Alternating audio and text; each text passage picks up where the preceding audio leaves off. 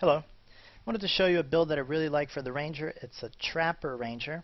I think that's a bit deceptive of a name though, because you can actually throw your traps, so they could just as well be fireballs or whatever else you want to imagine. The important thing here is that this is a very strong condition build. You can activate it from range, and the AoE is rather large. So here's a demonstration before I go into the details. So if I just throw a bunch of traps, as you can see, this is a lot of condition damage going on right there. And it's actually going to kill some of them. And so that's maybe 15,000 or something like that. And the cooldowns on these traps are really short, 12 seconds, 16, and 20. So you can be constantly spamming AoE conditions. The rest of the build is utility, defense. The pet helps a lot. I really like this build, so I'm sharing it with you. So let's go through the details here. I'm using an axe torch combo for my first set, and the second set is a short bow. Now, I normally fight with a short bow out, but the torch has a lot of utility as well. So let's just go over this real quick. We got bleeds here, more poison. This is a good evasive attack that you can use to get out of a tight situation. And then we have more bleeds and cripples and a stun.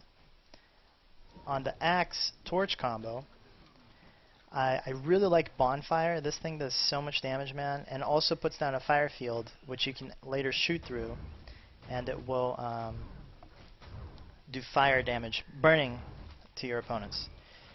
Additionally, it has another bleed attack, a chill, and this burn here also does tons of damage. But the condition damage from this build is ridiculous. So everything that I'm doing is to stack that. I'm using the healing spring heal ability so that I can remove conditions from myself. It's kind of light. The build's kind of light on that. And I have entangle. It's such a good skill, especially if you can just throw traps on them or a bonfire or something while they're stuck. This is likely to result in kills when you use entangle. Okay, so those are the weapons. Here are my traits. I'm going all the way up into wilderness survival, both for the condition damage and also to get some benefit out of my pet. I have pets removing conditions from me. This is the only other way I have to remove conditions. Like, conditions can be really powerful if you allow them to be stacked up, so getting some condition removal is very important. I think that between healing spring and this empathic bond I should be okay. But I have not tested this too much. I've played maybe 2-3 hours in PvP and doing really well, but you never know. It's more practice is required here. Let's see what else I have. I have this hide in plain sight. I'm a little bit iffy on this because you can't move while you're camouflaged, right? So sometimes you're going to get stunned and you go invisible, but they know exactly where you are. I mean, a good player will know anyways. I decided to take it anyways because it's still going to fool poor players and average players too, perhaps, that are not very experienced with the Ranger. And even against good players, it still has benefits. If you have a Bull's Charge Warrior going for you, he, like if you're both moving, he will actually Bull's Charge through you and turn around to hit you with the 100 blades. If you're invisible, however, he doesn't turn around, so the 100 blades will still miss. If you get launched or pushed back or something, you go invisible at the very start and then get knocked back, so they might not know exactly where you land. And additionally, if you whatever condition, or you get stunned or something, if you're invisible, they can't actually use targeted skills on you, such as Life Siphon or perhaps Moa Morph, or I don't know, anything that specifically targets a person would not work. They can't actually do that, so there's a little bit of benefit in here. The other options are not terribly strong. There's some things you can get in here, but I think this has the most potential for the deception that it offers. And finally, I chose the Shared Anguish. This is designed to, I mean, who cares if your pet gets stunned instead of you, right? Like, this is a much better outcome. And I think it really helps in a duel where if you get stunned and then some sort of burst skill used on you, this could be really scary. So this helps a lot in duels. In the skirmishing line, I went all the way up to trap potency. This is kind of obvious. The conditions caused by the traps last twice as long. When I saw this skill, I knew I was going to make a trapper build. So everything you see here is actually doubled, right? Like, for example, this is going to be 11 seconds of bleeding plus the bonus condition duration from other sources. And the burning here, it ticks 3 times, but then gets doubled, so it's actually 6. And then I have some other stuff that's going to make it 7 seconds of burning, and so forth. It's really, really, really strong. I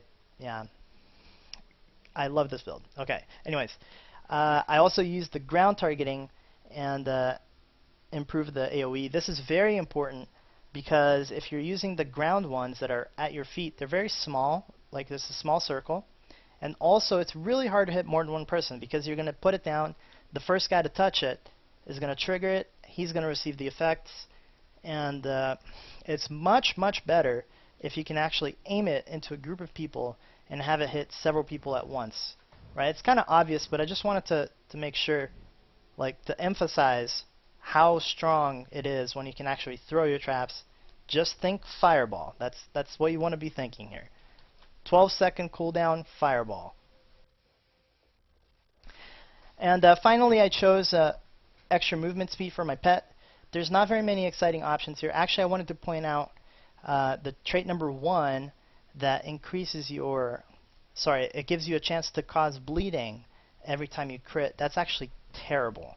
I think the chance that it will proc is about 50%, whatever, but that doesn't matter. The part that matters is that the bleeding that it triggers is only 1 second long, which is going to do like 100 damage. So once I figured that out, I completely moved out of crit because I didn't care about that anymore. The fact that it's only a 1 second bleed, I was really disappointed. Actually, it's the same is true for Necros. The bleed that they proc is only 1 second long. I think that's a huge mistake. They really should look into that and make it a little bit better. And so I switched to the pet move faster. There's a few other options here. They're also all really weak. But I think that the pet movement is very important in order to allow your pet to actually attack a guy that's trying to run away. And it could be really beneficial in the right situation. So after these, you have 10 points to play with. I chose to go into marksmanship, mostly because of the increased condition duration over here. I also picked up Sharpening Stone, which gives me 5 ticks of bleed. It's okay, I guess. The other option would have been to go down here into Beast Mastery and grab Zephyr Speed, but there's no real good trait over here that I could pick up. So I decided instead just stick with the bigger condition duration and go into marksmanship. So for my runes, I'm using the Nightmare set. I've seen people use the set of the Undead, which gives... It's very similar. I think the differences are on 2 set and 4 set. It's toughness instead of condition duration, which I think is a huge loss. But on the other hand, the Undead has, as the 6 set, has 5% of your toughness becomes condition damage. Now that could be good, maybe, but I think that having the condition duration from this set and that fear, which is actually really, really helpful in a duel, you'll understand that perfectly when you have a warrior bulls charge you, start doing the 100 blades, and then turn around and run. Great feeling. I think that this is very strong effect to cause fear. I really like this armor set, so consider that. For my amulet, I'm using the PvP Carrion Amulet. It's has what I need, right, which is the big condition damage. There's another option that gives you precision and toughness instead of power and vitality, but precision, I'm kind of pissed off right now at that crit because of that bleed thing, so I chose to go with this one instead. If you want, you can mix them, like get a jewel from one and I think that if you lose this vitality, though, your health is probably going to be too low. It's probably going to drop down to, like, wow, a very tiny number. I think that this Carrying Amulet is just the better choice. For my weapons, I'm using a rune of Leeching.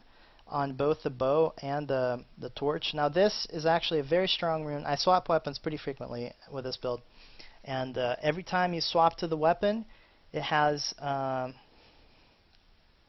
it does 1,000 damage to them and heals you for 1,000. So if you're swapping every 10 seconds or so, that could be pretty, a pretty big swing in health, especially in a duel, and I like that a lot.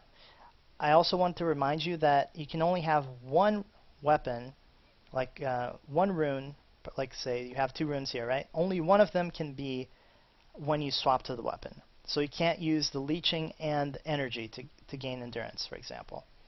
And I think the leeching is probably the strongest choice as far as swapping weapon runes, so I'm using that. I also have minor corruption, so every time I kill a foe, I gain 5 stacks. So that's 50 condition damage. Can get pretty crazy, especially if you're winning the duels all the time. And the important thing is that you make sure to hit him with the axe at least once to get the benefit. So in my bags, I'm also carrying another axe. So when you fully charge this up, we get the 25 stacks. Swap it out with this one. Or you can use a different rune, I guess. I'm using Smoldering, which increases the burn duration. So that's going to give me 1 more second on the torch, the bonfire, and the flame trap. You can use something else if you want. It doesn't really matter. As long as you have an extra weapon in here that has some benefit to it. And I also have a war horn. The purpose for this one is at the very start of the match, you can pop the war horn for, actually that goes for all the classes. You should always have some sort of weapon set in your bags that gives you movement speed. Say you're holding the middle, nothing's going on, and then you really need to get to a spot. Start running, open your bags, switch weapons, cast it, switch back. It's a way to just have the extra sprint in your bar without actually having to give up, say, the torch for it or whatever. So I also gave it the leeching just to, replace this one here. And yeah, that's about it. I really, really like this build. Give it a shot. It's great for holding points and for fighting group fights where everyone's in a small space. If you can hit like 3 people with your traps, it's going to be absolutely devastating. Now, I hear people complain about how condition damage is easily negated by condition removal, which is true, but I think that if you fought a character that had enough condition removal to negate your class here, he would be kind of useless in other ways. So perhaps it's not a terrible thing. But yeah, give it a shot. Let me know what you think, and drop a comment, send a question, and I'll see you next video.